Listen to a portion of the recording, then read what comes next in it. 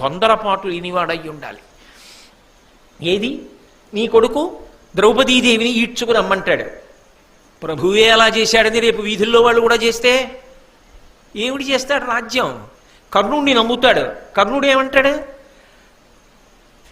5గురు భర్తలు ఉన్నదానికి 6వ వాడు భర్త అయితే తప్పేమిటి? జూదంలో ఓడిపోని వాడిని చూసుకొని నిన్ను చూపించాడు, నీ కొడుకుని చూపించాడు. నీ కొడుకు ఏం చేశాడు? తొడకొట్టి, ఎవరు? వదిన గారు, ధర్మరాజు గారి భార్య వచ్చి కూర్చోమన్నాడు తొడ మీద. వదిన తల్లితో సమానం. ఆవిడొచ్చి తొడ మీద కూర్చోమ్మని నీ కొడుకు అడిగాడు. వాడు రాజు. అలా కూర్చోమ్మని చెప్పిన వాడు కర్ణుడు. దొంగజూదం ఆడినవాడు శకుని. పరాయి కాంతని, మహాపతివ్రతని, వదిన గారిని జుట్టు పట్టి ఈడ్చి తెచ్చి చీరలాగినవాడు ఇంకొక కొడుకు. వీళ్ళు రాజ్యం అప్పచెప్పావు వీళ్ళకి. వీళ్ళు ఇంతంత తొందరబాటు ఉన్నవాళ్ళు.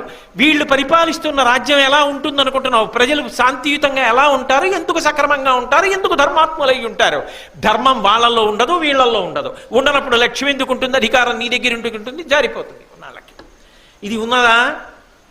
మరి అదే పాండవులైతే ప్రతిజ్ఞ చేశాడు, ఇక్కడే చంపేయాలన్నాడు. చంపాడా?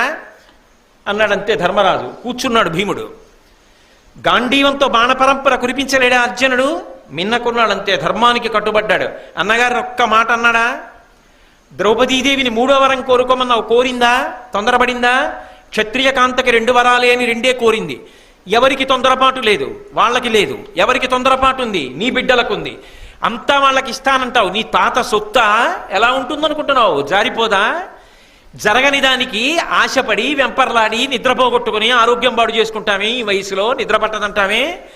ఏది సత్యమో, ఏది నువ్వు తప్పించలేవో దాన్ని అంగీకరించి పడుకో, నిద్రపడుతుంది. అయ్యో బాబోయ్, ఎలా మాట్లాడుతున్నాడండి! అసలు కాల్చి వాత పెట్టేస్తున్నాడు అంతే. ఎప్పుడు నిద్రపోకుండా లేచి వచ్చి మాట్లాడితే. కాబట్టి